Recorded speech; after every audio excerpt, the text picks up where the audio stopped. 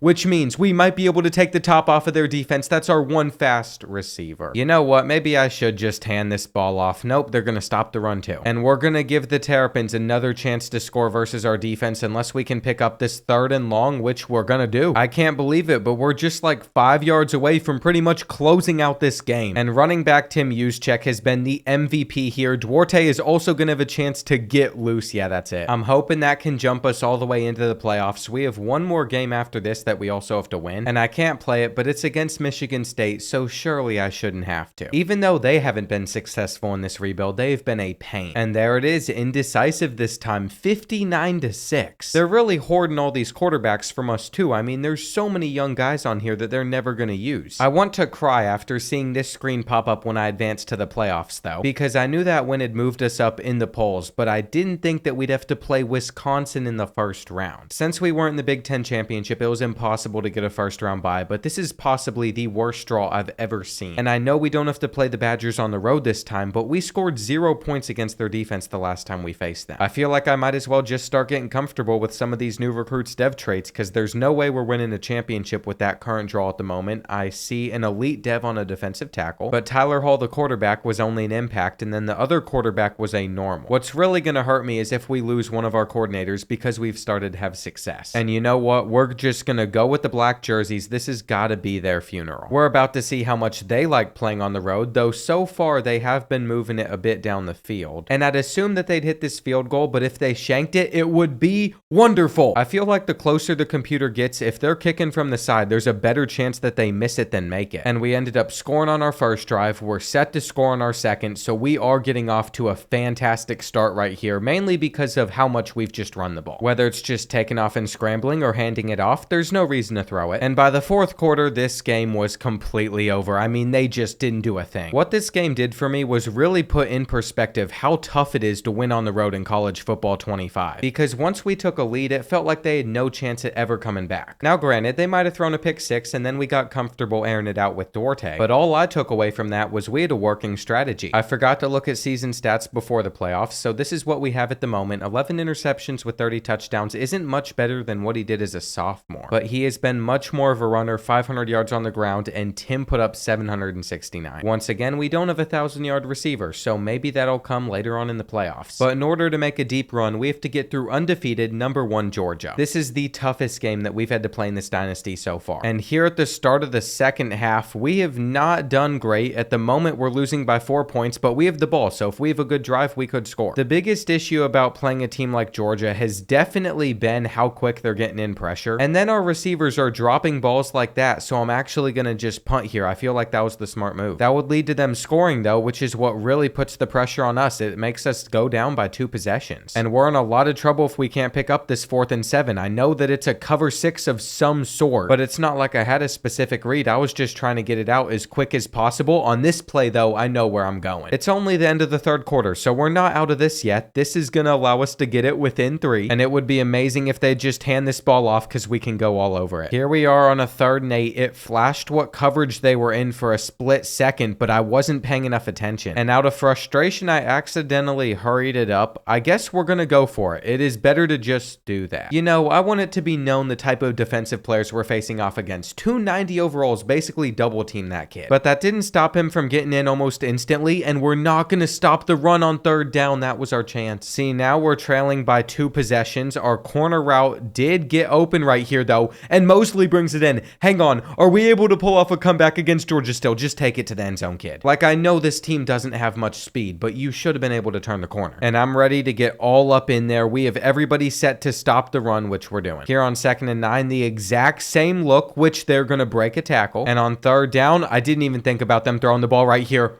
It was out of reach. We should have had a pick. Okay, they're also breaking that tackle. Like, go ahead, score. You have a chance to give us a chance now. It's going to involve recovering an onside kick, but I'll gladly take it. And there we go. We're going down inside the red zone. All we need is a simple stick concept. If they're running man-to-man coverage, eventually our best receiver will get open. And all we need is a couple more yards, though I think we're going to take it by scrambling. Should I even celebrate right there? I thought about showboating, but that doesn't seem very smart when we're losing this game because they recover the kick. And as I was just simming to the end, this message popped up, which seems to be happening more and more often. Now I'd have to restart that game, and I could just refilm over it because it kind of messes up the storyline to not have the exact score of what just happened. But I'm done acting like that glitch hasn't happened to me a bunch ever since the last update. It's starting to really tick me off. I'm gonna go ahead and force a home win for Georgia because at the end of the day, they had already won that game, and trust me on this. If you've been experiencing your dynasty games randomly going laggy, I have too, and I'm gonna make sure that someone at EA is at least very aware of it because I am done dealing with it. I love this game. I love the devs over there. They're great people, but there's just certain frustrating bugs I really wish weren't in the game like 3 months after release. I dealt with a ton of issues filming on NCAA Football 14 too, so it's not ever going to stop me from playing. I simply love college football too much, but I would love for the game to be in the best state possible. Maurice Duarte is gone after that failed year. And if you look over the course of his career, besides dialing it back on interceptions and getting a little bit better of a completion percentage, his final 3 years were pretty much all the same. He did run the ball a bit more, which I guess could be seen as nice. And another player that's graduating we have to talk about is Joe. He is the 6'4" cornerback that has 99 speed. I remember moving this 3-star over there at the start of this rebuild, and I feel like you almost don't want to rack up a bunch of tackles as a cornerback. It means that the quarterback won't even throw in your direction, but I feel like he had a pretty good career. With players like him and Jalen getting drafted, that's going to help out our team's pro potential, and there's actually multiple players we could try to pick up through the transfer portal. I'm only going to look at a couple. We even have an option at quarterback on Michigan's side of things. This could actually be big. And I will immediately remove Mario from our board. We have somebody else that we need to scout, see how good he is, and yeah, those stats are amazing. I'm starting to think that 80 hours might be the max that you can put on a player in a week though, instead of 85. And we have signed the tight end plus the quarterback. Dante Shields might start for us. He's from Grand Rapids, Michigan as well. That's pretty sick. He only has impact dev though. We'll see what overall he ends up being. We signed our first top 25 class with those guys though. And I feel like if I would have added a bunch of useless 3-stars in there, we probably could have reached the top 10 in recruiting through just Illinois and Michigan. It turns out Dante's going to do nothing for us at all because he's the 4th best quarterback on this roster, and this is before training results. However, I went to change his position just out of curiosity, and he becomes an 88 overall elusive back. Just looking at his abilities in the bottom right corner, he is shifty, sidestep 360. He's going to be a beast actually. It's also just hit me that we have a 95 speed tight end. Eric's going to finally start for us. And it turns out Jay Williams and Tevin Hardy haven't really developed well at the linebacker position, so I've at least made it to where there's a chance that Tevin starts over here depending on training results. Now by this point, I feel like I should be allowed to spend those 150 coach points just because they're still up there. I would have probably earned them by now. And I think my main goal is just making sure that most of our good positions start off hot in the 4th quarter with tier 4 of motivator. That's what I ended up doing. We've maxed out almost all of these. And I can't really upgrade much else with these other 55 coach points because the other archetypes aren't unlocked. I don't really need to put points on special teams players, but we might as well spend it on cross training, even though I don't think this does anything useful. This might be the first time in a video on College Football 25 where I've hit level 50. And if I try to overlap our coordinators, you're going to see that we're all just the same coach. It's because we get all these huge amounts of XP every single time in training results though. That's where the bug is. And I really hope in College Football 26 you can choose what pathway your coordinator progresses down. With training results, we're a 91 overall team. And I am pretty sure that I could just scroll through this forever and you're just going to see so many talented players. I mean, if we're taking sacks with this offensive line, then there's literally nothing that we can do because they're all above 90 overall, at least the starters. And our defense is so good as well. I'm actually going to cut some of these lower overall players just to see if we can raise our overall even more. Well, I got us up to a 92. Our best option at quarterback is Dontrell. And then at halfback, it could have been Avery Sneed, but we're going to go with Dante Shields because he has those abilities. He was actually an amazing pickup in the transfer portal. I am going to change his number though, because we can do that now. And that's what makes me happy about things EA's done with this game. There have been issues, but they seem to fix them. Like now I can make sure that his player numbers changed at least. I just have to hope they continue to work on the game, and the start to our season's not too difficult, but we know Wisconsin's going to be hard, and I'm starting to think that our conference schedule hasn't rotated once. I feel like I've seen some comments about that. It doesn't work if you customize the conferences. I could be wrong though. And there are a ton of 4-stars we can go after in Illinois this year, so we're going to have no issues continuing to make sure this roster's good. The 5-stars are what count though. Michigan has 3 of them, so there's a chance we could actually get 3. But all those players we bring in might not even matter, because there's a chance we win a championship this year with a top 4 team. If we don't though, I think we're going to be taken care of very nicely. I feel like we have a good shot at getting all these players. There's a 5-star quarterback with, you know it, platinum field general. And also this running back, 91 speed, 88 trucking, a bunch of 4-stars, gyms as well. Like this is just a loaded class from Illinois and Michigan. I can only put hours on so many players though, also starting the year against Akron. So I'm feeling pretty confident. I think we could honestly sim all the way up to the Wisconsin game, but I might step into the Illinois or USC one if they're really good. I am making a couple changes though. I want to run the Auburn spread playbook, and I also don't want to run the 3-3-5. I want to run the 3-3-5 tight. It's worked through the first 3 weeks, though we played a couple of MAC schools. Now we're going at USC. I think we're still going to sim all the way up to Wisconsin though, just seeing the ranked teams at the end of our schedule. And if we lose this game, oh well, we still made the playoffs last year with 3 losses. As for recruiting, we're in the lead for every player that we're going after, but we are going to stop putting points on Bobby Friend because of playing style. He doesn't want to come here as a quarterback. But I'm okay with that, because as long as we get Joel, we'll be good, and I'm even going to pour those additional hours in making sure he comes on a visit against UCLA. Well, I'm going to assume we took down USC, judging by the fact we've landed our first 5-star at Chicago. And the Maroons also picked up this amazing running back. In 1 week, we signed 4 amazing players. I'm not sure how Penn State's catching up right there, but we're still set to land a lot of 4-stars, and we can go after more now. Now, I thought we'd beat the Trojans, but I didn't think we'd annihilate them, and I'm starting to play with fire by simming this many. Every time we skip a week, there's a chance that we pick up our first loss. But our team's good on paper, and as long as we keep on moving up in the Big Ten standings, there's no reason to change anything. By the time we've gotten to the Wisconsin game, we had a couple of close calls, but we are 6-0. And since this is at home, we should be able to handle this in sim, because there's still 3 ranked teams on our schedule. I've honestly just been more focused on getting recruiting going, because we keep on signing everybody. We can load up points on players, but Louisville finally made us lose a battle. But I really don't care, because if we don't win a championship this year, we get Joel Fredrickson, and he is for sure going to get us one. I knew if we kept simming, the loss was probably coming eventually, though. We've picked it up, and since we have 3 straight road games, I literally might just play all 3 of these. Maryland's no longer ranked. We simply had too many close games in a row. 22 points in the 4th quarter is crazy. They tried to make a comeback, but Dontrell did not play good until then. Just by the looks of it, though, in recruiting, I think we're going to finish with 14 4-stars and then 3 5-stars. I mean, that's a great class for just recruiting in 2 states. And it forces teams like Michigan, Michigan State, Illinois to look outside of those 2. I gotta give credit to Northwestern too. They've been pretty solid. It just bugs me we've never played them since we literally play in their stadium. I'm hoping they eventually bring protected rivals to the game like they said they would, because then we could have made that a matchup. And it's time for a tough road game at Rutgers. They're a top 25 team, so I'm not going to worry about their team overall if it's low. There is always a chance they could take us down. You have to take these road games very seriously. The hurdle worked though, and I attempted that. As I was saying, you have to take these road games seriously. Shields punches it in for us again. He's been a great halfback, and as we approach halftime, we have a real opportunity to take full control of this game if we're able to get into the end zone. That spin is so clean. I told you all we needed was better receivers, and ours finally improved enough to where our offense just flourishes. There's no way that Rutgers was going to beat us. I'm looking to tack on one more touchdown though, just to finish running up the score. We embarrassed them in front of their own fans. They probably thought they had a chance going into that, and I wonder if Dante Shields is in the Heisman race. With how good we've been, I figured somebody would be, but nobody is. Looking at the season stats so far though, it kind of makes sense. We're like 8 games deep. Dontrell's averaging 2 touchdowns a game. Rushing wise, we're not getting that many yards, but I guess what really matters is the wins we're picking up, and now we're going on the road at number 6 Washington. Of course, it has to be the game of the week, and my mind is so set on this team as a championship contender, so that one loss to Wisconsin is throwing me off. I feel like no matter how good your team is, it's really rare to see a fully undefeated season in this game, but every so often when running with Dante, he feels really quick, and we just handed this off for the easiest touchdown of all time. I feel like it'd be hard to play much better than we're playing right now, though we're about to give up a touchdown, and with them getting the 2-point conversion as well, as we approach this 4th quarter, we're in a tight one, but I think we're about to complete this pass. Also, while looking at the score, you get to see this adorable dog. So even if we do lose here in Washington, I've thoroughly enjoyed playing here, though I think we're going to beat them on that back shoulder, and they got back to it. I want to test out the leg of the kicker that we recruited a couple years ago, but remember, he has 68 kick accuracy, so it's going to be hard to hit. And that's led to us falling behind by 4 points. I kind of knew what to expect, though, and they're clamping. We have got to get some more separation versus some of these DBs. I mean, if we hit the zigs, it gets a couple. But it has been a real struggle to get points here, and man-to-man's going to lead to a sack. This is probably going to be our second loss of the season unless we can find a way to pick up this 4th and 13. We have the speed to do it. That cut was all we needed. We might even have a touchdown right here, but I'm afraid if we do, which we do, we beat them deep, we're going to score way too fast. I mean, they're closing in on field goal range. Our zone isn't going to play that ball, but we have gotten them to a 3rd and 16, and all we have to do is make sure that they don't pick up the first down right here. All right, we need them to either miss this kick or we can just go down the field and get one of our own. But doing that could be a little bit tricky considering we're on a 3rd and 12, and we didn't get open on that in route. We should have easily had that. I'm going to note for the future games, don't trust Tongue in man-to-man coverage. He's not going to get enough separation, and there's nothing I can do. They're just going to run it to try to set up for a field goal. Maybe if we let them get in, we have a chance. It's really not a good one, but I thought it was better than nothing, and this is why, because number 4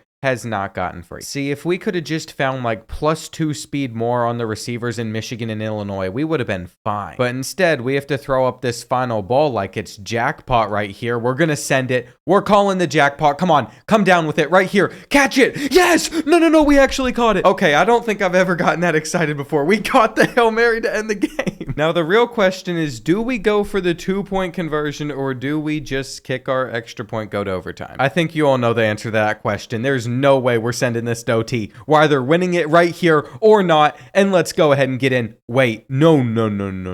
We just lost that game. We just lost that game right there because I celebrated.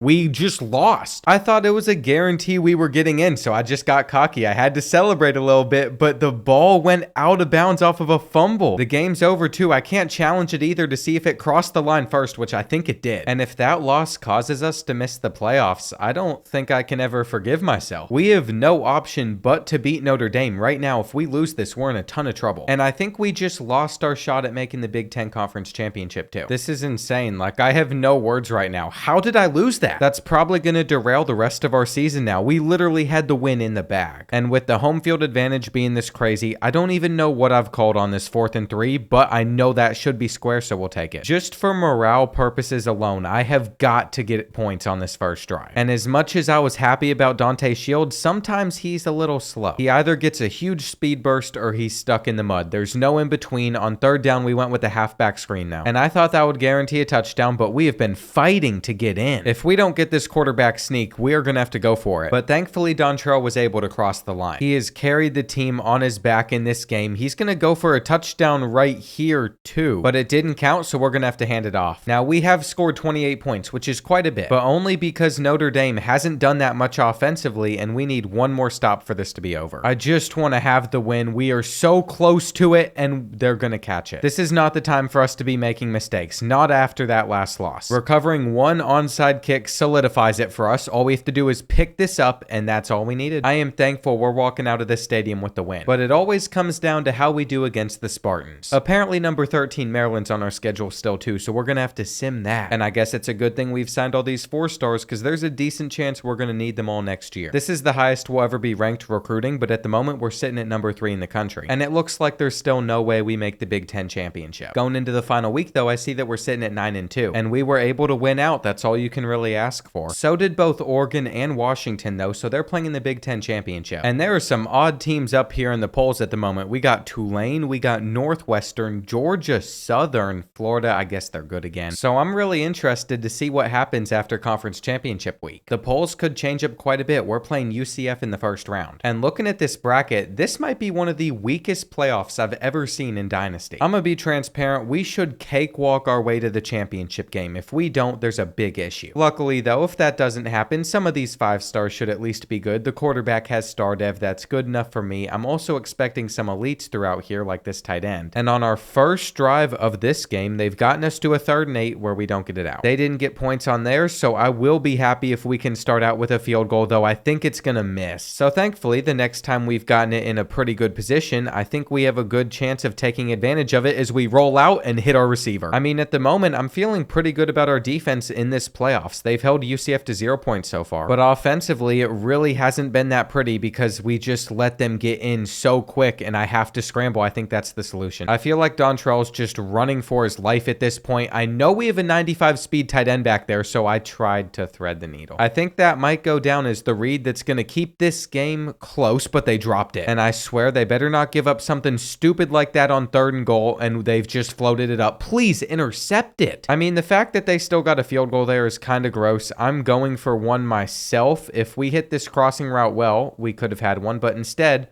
we might be giving them another field goal. This game has turned into a struggle I was not expecting, though. Rolling out, setting our feet should have led to a big play, and we still caught it. I mean, I don't know why we didn't pass lead them more. That's what I was trying to do, but at least it's still going to work out well for us. And if this is man-to-man coverage, I'm calling the touchdown right now. It looks like it's zone, though, and we should still be able to dot it up. It may not be pretty, but if we can come away with a win in this, it would be amazing. They just ran it on 3rd and 8. This running back has been insane. He's gone. Oh my gosh. He's literally their only part of their offense that I'm scared about, though they have someone open. And I really don't want to pull out this play at this point in the game. What happened? Are you telling me that he just ran in free before I could do a thing? That's insane. I'm going for it on 4th and 2, and I'm running it with an offensive line that's going to be full of accountants. None of those guys should see a down in the NFL the way that they're playing right now, though we're going to have a delay route at least on this 3rd and 5. And this is our chance to take the lead back against them. I'm kind of embarrassed. I thought this was just going to be a simple blowout now, seeing how it's actually gone, though we are going to celebrate into the end zone. And that time, we didn't fumble away a touchdown. UCF's taken a long time to drive down the field, though, so the pressure's starting to kick in for our defense. Because the Knights have gone through their timeouts, so if we're able to get a stop, that is literally going to be it. I've stuck with everything, though. I'm right there. We get the user interception with Romberg, and we are going to be moving on to the quarterfinals of the playoffs. This was a really good game, actually. A lot closer than I would have thought. But I'm happy we won it like that and that we came out on top. Next up is Auburn, and it's on a neutral site from here on out, so that's a really good thing. Because if any type of game's given us issues in this rebuild, it's always been ones on the road. I mean, we did technically just struggle at home, but it is what it is. Northwestern could literally play us in the next round. And that'd be crazy if the first time I can remember playing them in this rebuild was in the playoffs. We have to get through the Tigers first, though, and at the moment we find ourselves about to go into halftime down by 3 points to them, so we need a big play right here,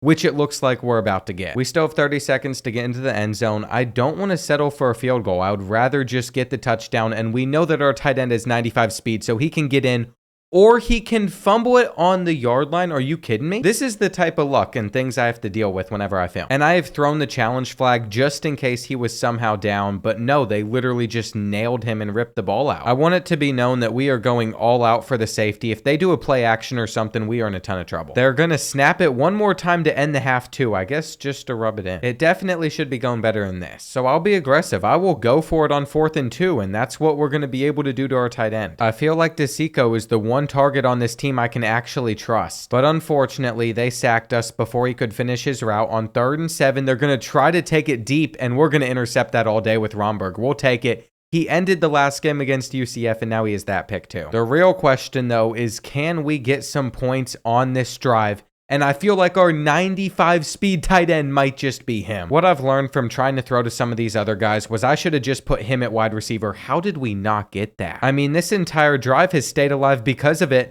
but we're going to get the interception on 4th and 2. Normally, I feel like I'm the one with all the turnovers, but at the moment it's Auburn. We're also going to hit him with the jet touch pass, and the blocks are beautiful. Nani should be gone, except number 1 came out of nowhere. I didn't realize that each game that we played in this playoffs, though, was going to be such a fight. I thought we'd dominate. We definitely did well in Sim, at least, so I'll take that. It could have been much worse. Because if we picked up like one other loss from Sim, we wouldn't even be in the playoffs right now. Come on. I had no time to get it out, but I was still able to do so, and I also hit triangle. We were supposed to hit the RPO, now we're hitting a field goal. And Auburn is literally just one mistake away from this game being over. They're gonna miss the catch. So it is 4th and 10. They are going to throw it straight at us. And we've just continued to run the ball, but either way, we can settle for a field goal. Making that guarantees we have a 2-possession lead. They have no timeouts left. And I cut it back just to make it an easier kick. Even after they got a field goal, we are moving on to the semifinals. And this has been quite the run, but we've drawn Tulane instead of Northwestern. That actually makes me sad. I was hoping that we'd get to play them. And I don't want to deal with facing a team that hasn't lost a single game this season. As the first half winds down, they've held us to 0 points. I can't move the ball versus them. I mean, these corners are sticking with our guys pretty well. And even when they don't, we just drop it like we did right there. So I'm going to try to scramble or take the sack. This has actually been one of the most frustrating games ever. We have no one to block for the screen. And I would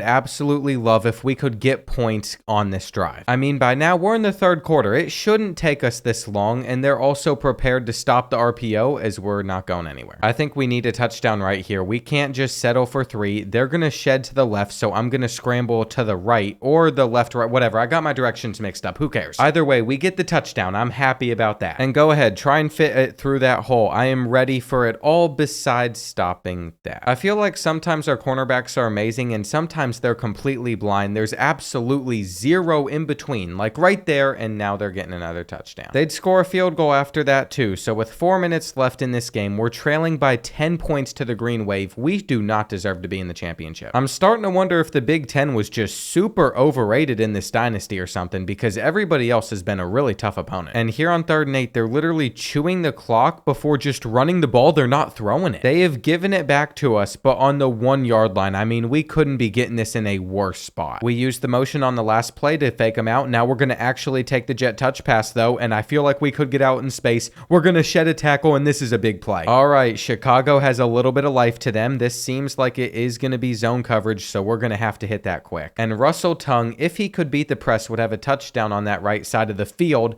I'm not sure if he's faster than this guy or not. I just saw he was white, so I was like, we'll throw it over there. Now we've really put the pressure on our defense, and I got stuck on the defensive tackle, which means they're going to pick up that 3rd down. Getting them off the field in clutch situations is just so difficult. They're going to go underneath. How are they still up? I'm starting to think that we're not going to clutch this one up the way I was hoping we would, though we get the sack. And what's crazy is I called the timeout. I wanted to make sure my defense was out there for this play as we get another sack. And here it is, 4th and goal. They have to go for the end zone. That's not going to reach there. We're holding Tulane. This has been way too stressful to get to this point. But there's something about this Maroons team that wants to win it all. Maybe I should have just started Dontrell all those years ago. But then again, these season stats only look so good because we've played 3 playoff games. Dante Shields did rush for 1,000 yards though and 12 touchdowns, while Russell Tongue was our #1 receiver. Wow. Well, here's our national championship game. It is against the Huskies. And they were just in a shootout versus Oregon, who was undefeated. It was what, 50-48? I mean, they've earned their way here, but I'm not looking forward to facing them. And it's all come full circle. We should have beaten them in the regular season. Now we can see if we can beat them in the championship. Our one goal, and the whole point of this video, is to get one for Chicago after putting them back in the Big Ten. And I'd like to think that we've come out firing on all cylinders. At the moment, we have a 7-point lead. I am going for it right here too, though we drop it. So that's given them an opportunity to end this first half with a touchdown. It's another low-scoring battle. They keep on going back to this QB run. And all of a sudden, it is 3rd and goal. We're over the running back. We get the sack. Now, we could just be satisfied with that, go into the half with a 4-point lead, but I think I have to try and take one shot right here. Unfortunately, number 4 is getting back to that. I can't believe the computer bit for the play action in the first place, though. And this has just been a miserable defensive game. They just played in an offensive shootout, but neither team's been able to score many points. In the second half, they've gotten a field goal, but that's literally it after we've gotten nothing. And all of a sudden, I've looked at the clock. There's only a couple minutes left. Our halfback screen got stuck. I don't know what the odds of that happening right there are, though, but we should have picked that up. I feel like we could throw over that zone. And after this play, I might as well turn on chew clock. I'm realizing that we could run out the rest of it versus them. This snuck up quick, but we choked versus them in the last one. We're not going to do it again. And here on 3rd down, they've come out very aggressively, probably run committing if we're that open. And did I learn my lesson? No, we're celebrating our way in. I have left the door open for them to come back though, because we only have an 8-point lead and they throw it straight to our zone. I don't care, they have 3 timeouts. I think we're in field goal range. Oh my gosh, this entire playoffs has been so boring, so stressful, almost no points scored. But to think that if we hit 1 field goal or pick up 1 first down, it's over feels great. Now I think I am going to try to throw for this here just because they ran commit the last time I went to throw on this down. And we have our tight end. He's going to pick it up, and I kind of want to get into the end zone just to rub it in. We could take a knee right now and just end it, or we could run an RPO, which is going to lead to a drop. Okay, I'll stop messing around. We will take the championship. And the only reason I had to stop was if I choked another game to Washington, especially this one, and then I had to play another season or 2, I would have lost my mind. This feels good though. It only took us 6 seasons with Chicago, but it might not have been possible without him transferring. If there's any other colleges that help found a big conference that need to go back in there, let me know in the comments, because we've now done it in the Big Ten and the SEC, and I still can't believe we brought in this 3-star year 1, and he ended up getting up to a 94 that led us to a championship. Everything lined up perfectly for this though. Like Terrence Stanford got injured, so we redshirted him and had him for an extra year this season. And to my surprise, all of our coordinator boosts were so much because we're only putting 3 of these guys on to the NFL. Well, make it 4. It looks like once the draft actually happened, Dante Shields also got picked. And that's going to do it for this rebuild. But if you made it this far, then you should definitely check out my entire playlist of all the other rebuilds I've done, because you're going to enjoy those too.